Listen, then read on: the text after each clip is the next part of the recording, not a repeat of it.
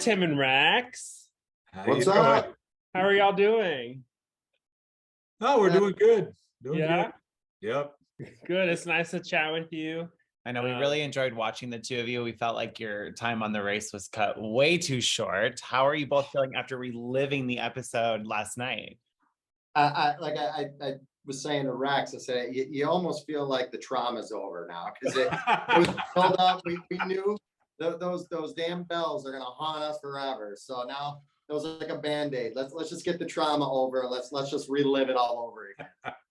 Every time you hear a bell, does it kind of trigger something inside of you? I'll tell you what, our local high school football team, that's their thing, is everybody has cowbells in the damn stands. I don't know if I can go to another game again. Oh my God. That's hilarious. So with these interviews, we like to kind of go back to the start of your amazing race journey. We'd like to know kind of from the start with casting, did you apply? Did someone reach out to you? Kind of what led into this happening for the somebody actually reached out to me about doing the race, and they wanted me to do it with my brother, and he's still coaching, so he obviously couldn't do it. And then I talked to Tim. We were playing golf like the next day, and I'm like, yeah, CBS reached out to do this thing. It's a great show. I've seen it a million times. And he goes, well, I mean, would you consider doing it? Like, who would be your partner? I said, I got somebody in mind. Well, who is it? I go, it's you. It's you, dummy. Like, it'd be you. And he goes, oh, his Yaya is his mother-in-law. It's her favorite show. She's never missed one episode. I'm like, that's it. We're going to go for it. But by then, it's not like it's handed to you. Like, we had to go through every step. Right. So go through the Wonderlic test, the intelligence test, all the psychological testing that you do, the videos you send in, you name it, all the steps. Like, there's a ton of them. And they so we kept making it, but there was no guarantee that we were going to be in the show. Yeah. So we were just like anybody else, and we ended up making it. And by then we were pumped up because we were like, all right, let's do it. So here we go. You mentioned in the episodes that you lost 50 pounds. What was y'all's training, or how did y'all prepare to go on the race? Well, I think for me, we started off running together because, Tim's runs marathons and former national powerlifting champion. So we're very similar that way. In other words, no chance, right? So, but we start running. And I'm not kidding. You almost think that, you assume you're 20 years old, where it's like, I can run all day. You know what I mean? I should run 5 miles a day, no problem. Whew. Man, we started out, I'm like, this is humbling, dude. This is humbling. I finally make it down a mile, and there was a hill I call Heartbreak Hill. I'm like, I can't, there's no chance. So I had to walk up at whatever. And I was like, geez, like, I don't, I mean, there's no way I can do this. So, but I'm like, I got to try. Yeah. So I kept running and running and running. And after like 3.5 weeks or so, I was running, or 3 weeks, I was running 3.5 miles a day. And then, I started dieting at the same time. So yeah, the weight just kind of fell off. So I had a month and a half, I lost 50 pounds, and, just trying to get in. I never wanted to be an anchor for Tim. I never wanted to hold him back, even though I did during the race some, but I tried to at least hang in there. I knew I was the oldest, slowest, whatever, but I wanted to give him my best shot anyway. Yeah. And what about you, Tim? Are you a huge fan of the show? Did you do anything to prepare besides running? Yeah, Rex and I watched multiple seasons together. Come over to his house or come to my house. And like I said, my mother-in-law and I, we would watch it together too. And then I'm in law enforcement, so we use GPS quite a bit. So rather than using the GPS while I was at work, I would be using a map. That's smart. So I was using maps and getting used to that. But the one thing that I didn't do, which I kick myself for now, is I wasn't doing maps in German. I was doing maps. That's That's the one thing that you cannot prepare for when it comes to the Amazing Race. And then also, like Rex said earlier, running a lot, still working out, but we knew that I was going to be the navigation guy. And then the other thing that I kicked myself in the butt for, it's not really my fault. It's my mom and dad's fault. They didn't make me take an instrument as a kid growing up. If they made me take an instrument, I feel like we probably would have hit the bells a little bit better. So you said you went back and you watched seasons and you have been a fan. What were your initial thoughts at the starting line when Phil says this is going to be a season of first, and one of those things is that there's no non-elimination legs? Yeah, but I thought about it. Go ahead, Tim. You got it. I honestly, well, when you're eliminated, you feel like you wish you would have had non-elimination legs, but when he told you that, it's kind of like the fair draw of the deal. You know what I mean? Yeah. If you come in last place in that leg, you go home. We all know the previous season that I can't think of the name right now, but that they were given 6-7 different chances. Right. Yeah. Yeah. So it's kind of if you come in last place, you go home. I feel like that's more fair rather than another team just getting 8 different chances. That's that. So I agree with it, to be honest with you. Yeah, I about it. I kind of wish it was the other way though, because we certainly could have used the 8 other chances. It just wait till we're finally good at something. You know what I mean? You get to smash something or throw a football or whatever. That would have been great, but it was I certainly thought it was fair though. I think it's kind of cool the way they did it. And then the scramble thing I thought was cool. Like we never saw that before. So I really thought that was kind of cool.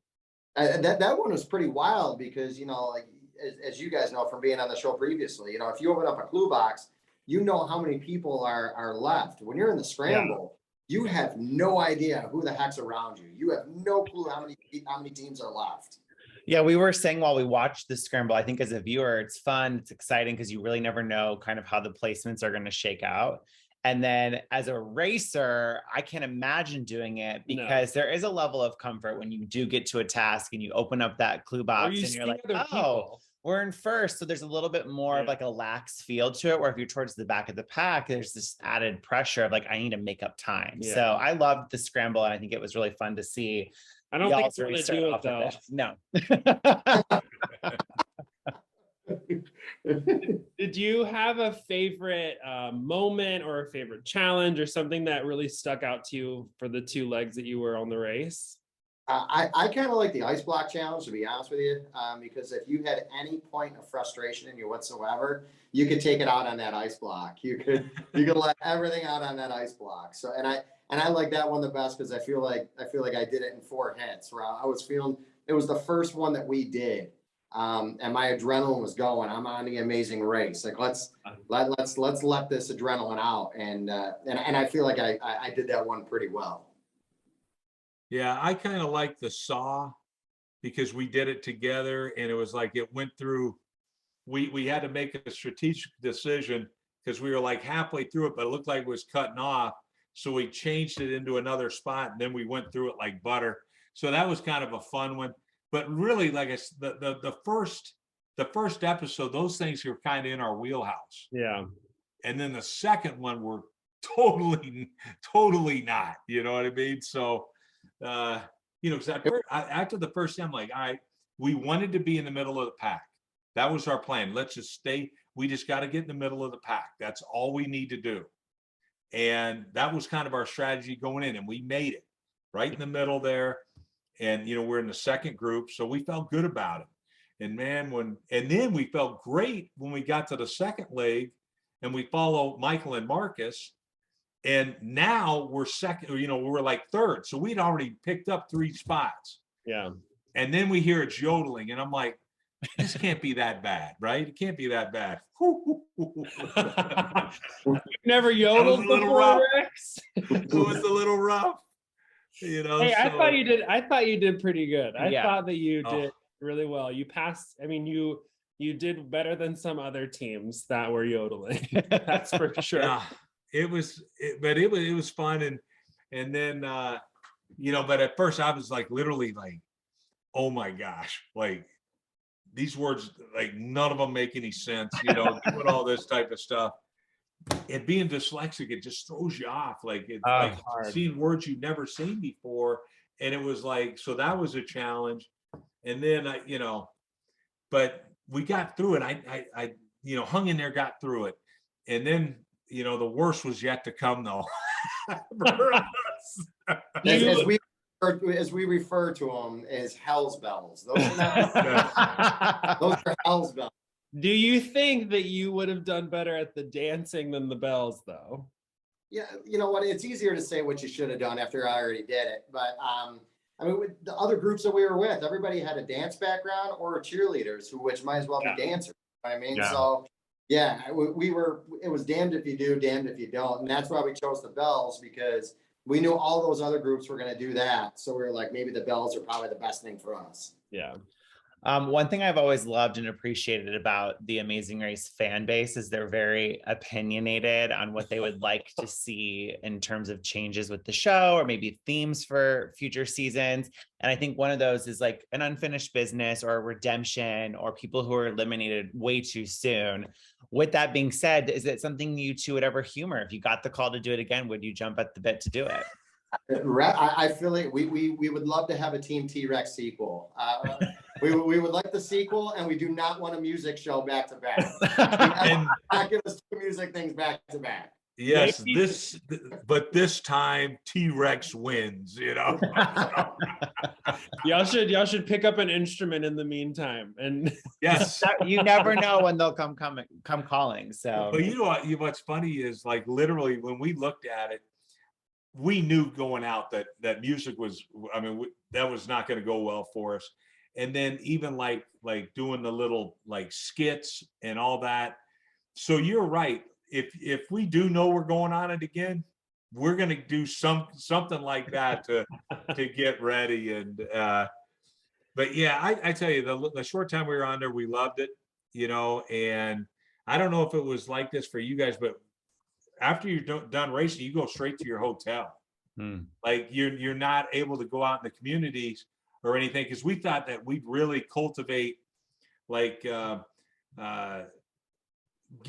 the other teams around us, like in you know, we got Michael and Marcus, but really having everybody connect with us. If it was like the old, you know, the past seasons, I thought we could have done that a little bit, but there was no help for us anyway. Like when we did the music deal, we were pretty much shot, you know. Well, we are definitely, like I said, bummed that y'all were eliminated. I think it was way too soon. We would have loved to have seen you race for a lot longer, but welcome to the family. It was a pleasure watching the two of you, and thanks for taking the time to talk with us about your experience. Oh, thank you. It was great. Yeah, nice meeting you. You too.